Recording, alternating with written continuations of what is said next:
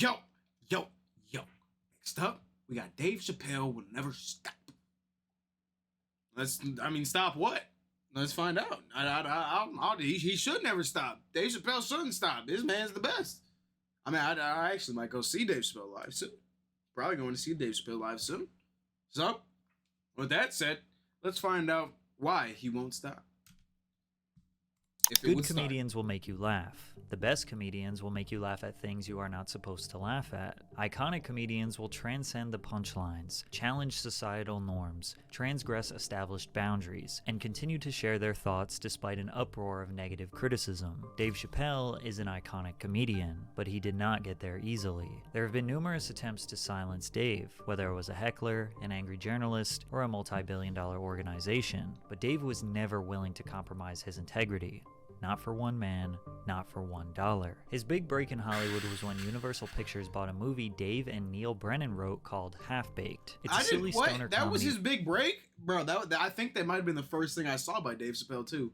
My grandma put that shit on. My grandma had that on, like, VHS or either DVD, one of the two. Reminiscent of Jay and Silent Bob, that wasn't a huge hit. But the movie did gross $17 million against a $7 million budget and has become a cult classic since. 24-year-old Dave wasn't fully happy with the way the film came out, but he was extremely proud to have his movie on the big screen at such a young age. From there, he started pitching a television show to various networks. Fox was interested, but they worried the show casted too many black people. More specifically, they thought the female star of the show wasn't funny and they wanted Dave to recast her to a white actress. Dave simply denied, because this particular sitcom was based on his life.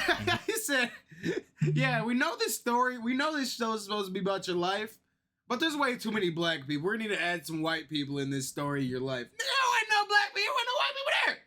What? He grew up in an all-black household. A few days after that meeting, Variety posted an article that claimed he was playing the race card. Dave said, "This network built itself on black viewers, and what they're saying is white people are narcissistic. They don't want to watch black people. They want to watch themselves. It tells every black artist no matter what you do, you need whites to succeed." Fox claims they were making a light suggestion to add a different perspective, a point of view that allows a larger audience to appreciate it. Most young people in the industry would just accept the request of a major corporation, but Dave was unashamed of his decision and was willing to tell the world exactly how he felt. "I felt like I was beaten up and completely degraded," he said.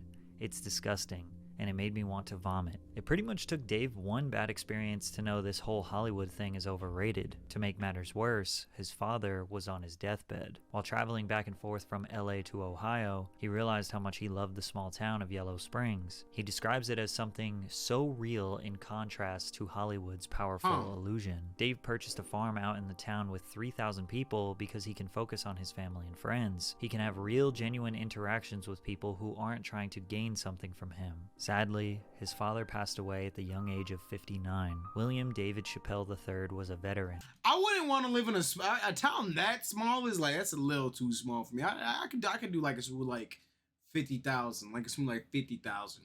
3,000 is not enough. 3,000 is small, that's like really small. College professor and an organizer in the civil rights movement in Ohio. Although young Dave lost the man he would go to for all of his advice, he knew that his father would want him to stand up and speak out for what he thought was right. Dave was not going to let anyone walk all over him, because Comedy Central was about to try their best at controlling him. Dave was convinced that after his father had passed, he was done with the show business, and he was just going to do stand-up. His first hour-long comedy special, Killing Them Softly, released on HBO, and many consider this to be one of the best stand-up specials of all time. Yes, because it is. It's up there. It's up there. It's up there. Knew Dave was a generational talent. He knew it. He could not give up on this dream. He started writing a variety show.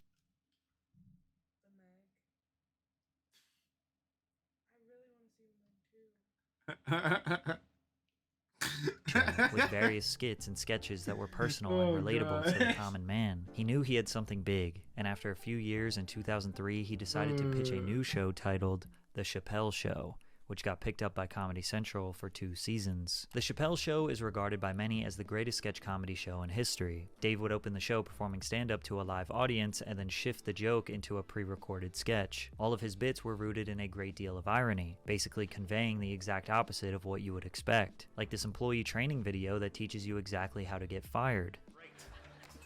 Getting to work. Dave, the Chappelle Show was one of the best shows ever aired on the entire television. That is like it's like peak television. It's up there. Key and Peele. It shaped the whole environment for Key and Peele. It did, bruh. The Chappelle Show, top tier. First of all, never show up on time. He created characters that would earn die-hard fan bases, like Tyrone Biggums, who was, well, pretty much just a crackhead, or Clayton Bigsby, the world's only black white supremacist. Due to his blindness, he didn't know that he was actually black. Sometimes his characters were just over-exaggerated versions of real people, like Lil Jon or Rick James. I'm Rick James. Enjoy yourself. Edgy isn't even a good enough word to describe Dave's humor. He was way over the edge with some of these Facts. bits. There was no edge. This was over the line 90% of the time.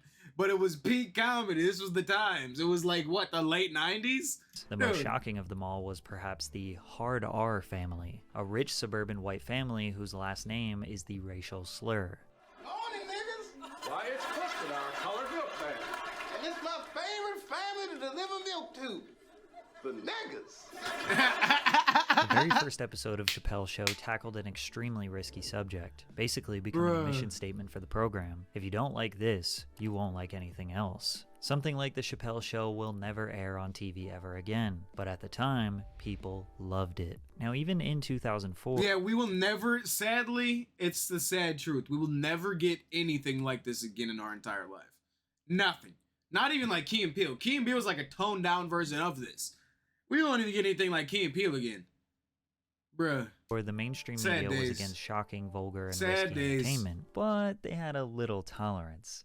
The solution back then was put it on after hours, like after 9 p.m. when the kids are asleep. The Chappelle Show averaged 3.1 million viewers per episode in 2004, just shy of Saturday Night Live's 3.7 million. However, Dave's impact on culture at that time far exceeded SNL. He was a superstar comedian at a time where comedy was missing superstars. Dave's show saved Comedy Central from failing and made them a ton of money. Chappelle Show Season 2 Uncensored has broken both the first day and 7-day sales records for TV on DVD, with close to 500,000 units sold on its May 24th release date and more than 1.2 million units sold in its first week out in the market. Chappelle Show Season 1 Uncensored, released last year, is the best-selling TV on DVD title with close to 3 million copies sold. Because of the first 2 seasons' undeniable success, Comedy Central offered Dave a whopping $50 million for a new season, but instead, he walked away. Like many people who are new to the entertainment industry, Dave signed a contract that he didn't fully understand. Of course, he hired a lawyer,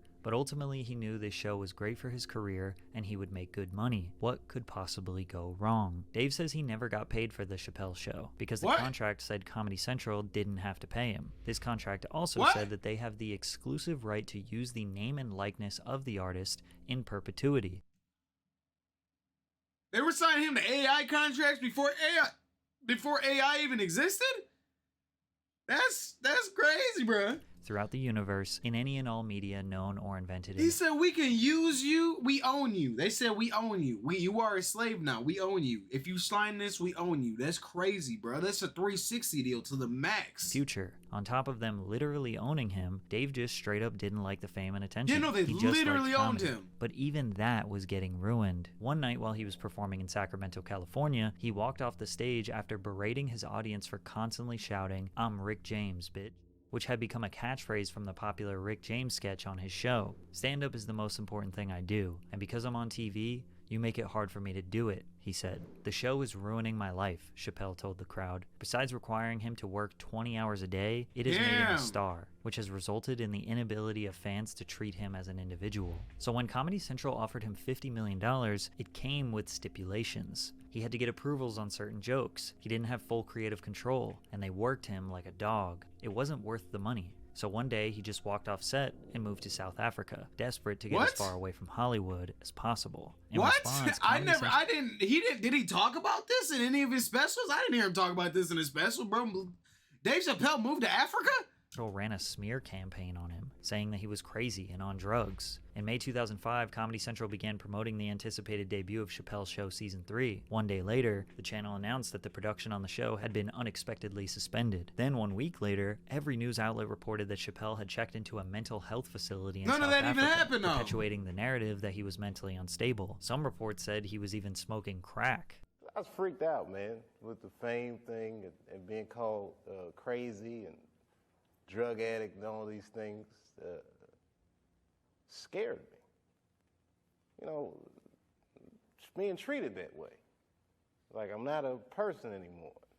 You say this shit about me in front of my children, and you know, who the f do these people think they are? And they don't know what happened. You know, Dave's exit from the $50 million deal was one of the most profound statements in pop culture history. Yeah, there's not many people in the world that have turned down $50 million. There's not many people in the world that have turned down $50 million. A lot of people will do anything for $50 million. He was already mega famous, but ironically, this exit made him even more famous. One 2006 article said, "These days, if Dave Chappelle merely catches a cold, it winds up in the media or on the internet." He fired back, saying he was not on drugs and he was not crazy. In fact, he was the most level-headed person out there, denying money for his sanity. Yeah, facts. I'm not in a mental facility. Bro, yeah, he literally wanted to not do the show anymore so that he could stay chilling, but then they still tried to call him crazy. But when the show was what was making him crazy. Yeah, that's what Hollywood will do to you. That's what Hollywood will do to you. Everyone around me says, "You're a genius, you're great, that's your voice." But I'm not sure they're right. You hear so many voices jockeying for position in your mind that you want to make sure you hear your own voice. So I figured, let me just cut myself off from everybody. Take a minute and pull a Flintstone. Stop a speeding car by using my bare feet as the brakes. Hollywood just couldn't fathom that someone who became famous would choose to abandon that lifestyle. He did make a short reappearance at the 48th Grammy Awards where he received a standing ovation. Right in front of the entire industry, Dave told them how he didn't want to be there. The only thing harder than leaving show business is coming back. Later that evening, he went to an after party held at the home of the legendary artist Prince. Why Prince look like the Joker right there? Why he look like the Joker? I thought that was the Joker for a second, bruh. Talking to Mariah Carey, Common, or industry powerhouses, he sat in a chair on the back patio, only conversing with people who wanted to. He looks like he is hiding from his peers, hiding from the attention, hiding from the part of himself that is a major star. Dave said, "This ain't really my thing." After that night, Dave realized it was time to disappear, and he did just that. And nobody really heard from him for many years. What did you do for those 10 years? It was a humble existence. I had young children. I was raising my kids. I was living a suburban life. And then every once in a while, I get this feeling like I'm the funniest guy. I got to get out there. And I would like fly to Denver, do a week in Denver or something. And that's when you would read I was doing like these 6-hour shows. I performed like I was desperate for it. I wish, bro, a 6-hour Dave Chappelle set would be crazy. I want that. What? I loved it. Yeah. He rode across the country on a motorcycle, Where are those? focused on raising his children, Who got a maintained tape good one of standing them? relationships with his friends. He lived an extremely normal life, just like me and most of you watching this video. Dave would only make selective appearances from 2005 to 2016. He had a few random stand-up performances here and there. One of them even broke a world record. A 6-hour and 7-minute set at the Laugh Factory became the longest comedic performance in history. He performed at the Oddball Comedy Tour in 2013, doing large arenas around the country. In Hartford, Connecticut, he was booed and heckled during his entire set. Until he left the stage saying this crowd was the worst one he had seen in his whole life. This bomb made Dave realize he was rusty, and he needed to get back to being funny again. So in 2014, he made a grand comeback by headlining 10 nights at New York City's iconic Radio City Music Hall. The buzz surrounding his return grew as he was interviewed on various late-night talk shows. Dave rocked the sold-out crowds every single night, selling over 60,000 tickets in total. These unforgettable shows marked his official return to the spotlight after his prolonged absence. Dave achieved a legendary status just from his Comedy Central show and one stand-up special. The comedy community as a whole was honored to have him back. That 2014 special was fire. Live during election that 2014 special was fire. 2016. All of his specials are fire. And these two. These little side talks he does on Saturday Night Live, these are fire. Or Jimmy Fallon, whatever he does, he's on. I don't know if he's gonna make a good president, but he makes a swell hotel suite, I'm gonna tell you that. Housekeeping comes in the morning, cleans my room, and I just Hey, good morning, housekeeping. Grab a big handful of pussy, say it out. Boss said it was okay.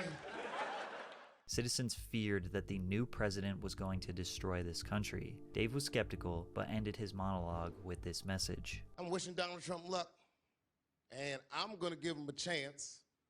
And we, the historically disenfranchised, demand that he give us one too. Thank you very much. Netflix announced that they would be hosting Dave for 3 specials, in which he would be receiving $20 million for each one. In a way, this can be seen $60 million for 3 specials? That's crazy. as making up That's for the trouble he went huge. through with Comedy Central. The Age of Spin was released on Netflix in 2017 and was met with good reviews. Months later, while headlining at Radio City Music Hall, he made multiple jokes about the transgender community. One in specific talks about Trump banning trans people from serving in the US military, in which Dave pokes fun and says that ISIS would be horrified to see trans women storming at them. Chappelle says he doesn't... Nigga, that is hilarious. That is a hilarious joke right there. What? That is a hilarious joke right there. understand trans people, but doesn't think that disqualifies them from being a human being that deserves a life with dignity and happiness and respect. He ended by arguing that sometimes he thinks the only reason all of us are talking about transgenders is because white men want to do it. If it was just black Facts. people and Mexicans like, hey y'all, we feel like girls inside, they'd be like, shut up, no one asked you how you felt. Dave received a lot of criticism, with many Facts. citing that it doesn't matter That's he the is truth joking right because there. they That's are the rooted truth. in bigotry and That's a truth bomb. overgeneralizations. Or they say he shouldn't joke about a topic he is uneducated on. This back and forth just perpetuated more jokes and commentary from Dave. It became a bulk of his material. You know who hates me the most? The transgender community. Despite the controversy, his comeback was receiving all the praise. In 2017, Chappelle received a Grammy Award for Best Comedy Album for his first 2 specials, The Age of Spin and Deep in the Heart of Texas. And later that year would go on to receive an Emmy Award and another Grammy for Outstanding Variety Special for Equanimity. He also won the Mark Twain Prize for American Humor. But it was in 2019 where the backlash reached new heights. Sticks and Stones released on Netflix in 2019, and Dave didn't hold back on this one. It's crazy that the name of the special was Sticks and Stones.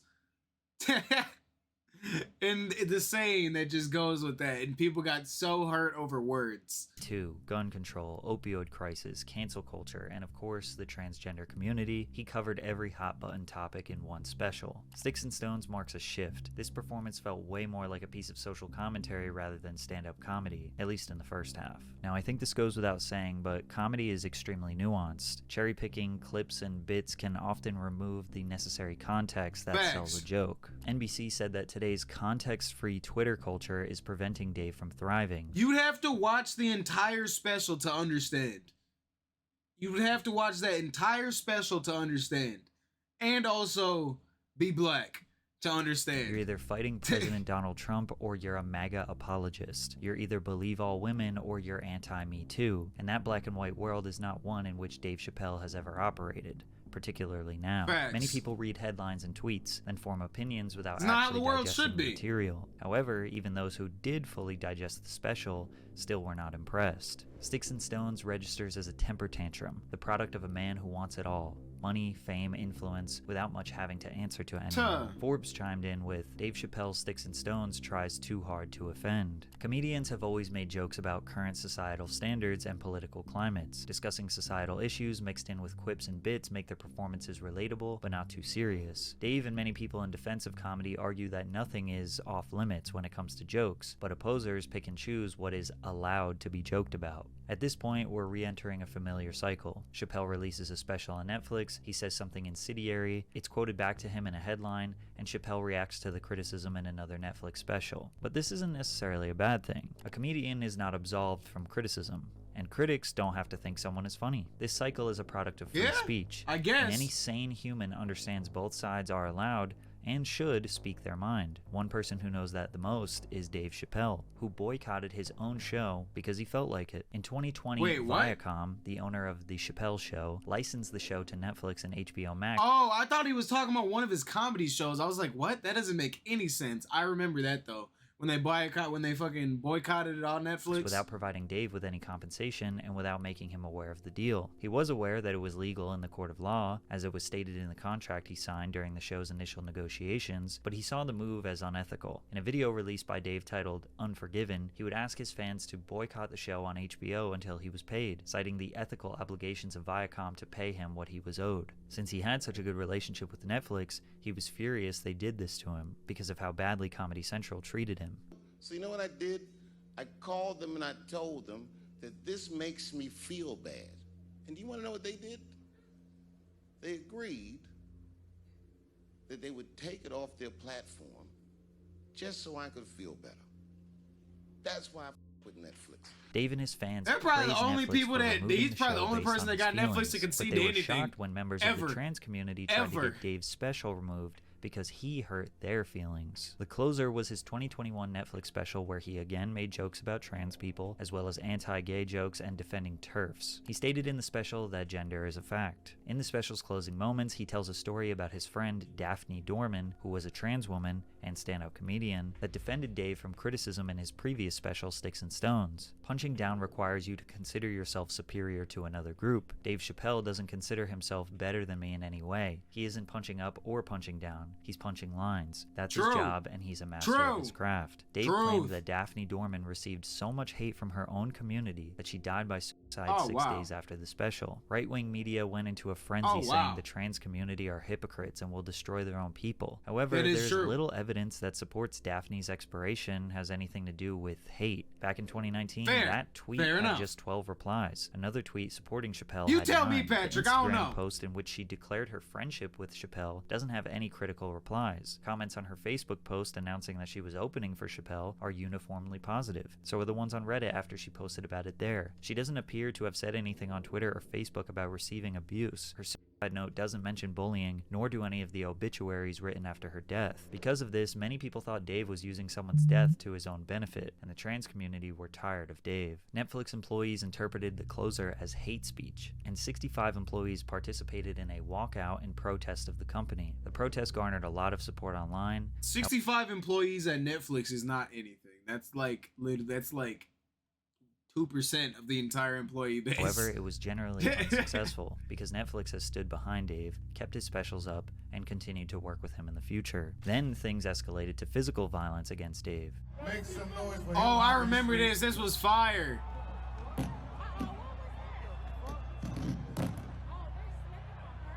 I remember this. Isaiah Lee was the name of the suspect who later He admitted got why he attacked the comedian. up. I identify as bisexual, and I wanted him to know what he said was triggering. I wanted him to know that next time he should consider first running his material by people it could affect. Isaiah Lee has also been charged with attempted murder after stabbing his roommate. In a last effort to take down Dave, this nigga was just crazy. Minneapolis canceled a sold-out show of his hours before the doors were set to open. We believe in diverse voices and the freedom of artistic expression, but in honoring that, we lost sight of the impact this would have. The event was moved to a smaller venue in the same city and sold out 2 shows back to back. It seemed like the more backlash Dave got, the more it would ultimately help his career. The Closer was nominated for an Emmy for outstanding. Because people that actually care about stand-up comedy and actually understand stand-up comedy aren't gonna get offended by some goddamn stand-up jokes.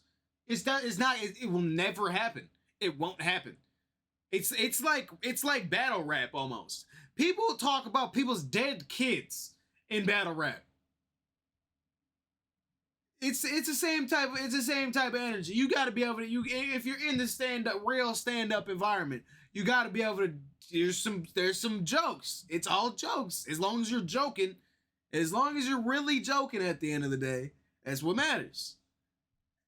I don't know.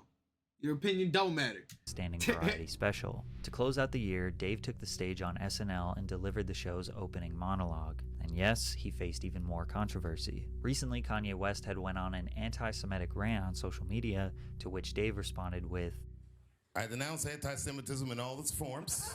This monologue was good. I stand with my friends in the Jewish community.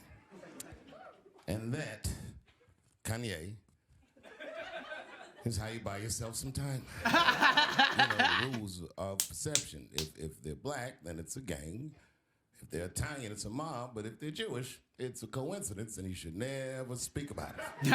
Despite Dave obviously disagreeing with Kanye, his jokes entertain the possibility that some of Cause what it's jokes at the end of the day. It's all Ye jokes, said bro. holds an ounce of truth, which led to even more critics calling Dave anti-Semitic. He ended the monologue with a message. It shouldn't be this scary to talk about anything.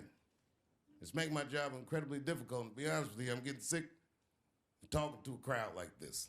I love you to death, and I thank you for your support. And I hope they don't take anything away from me. Whoever they I hope are. they don't take anything away from me.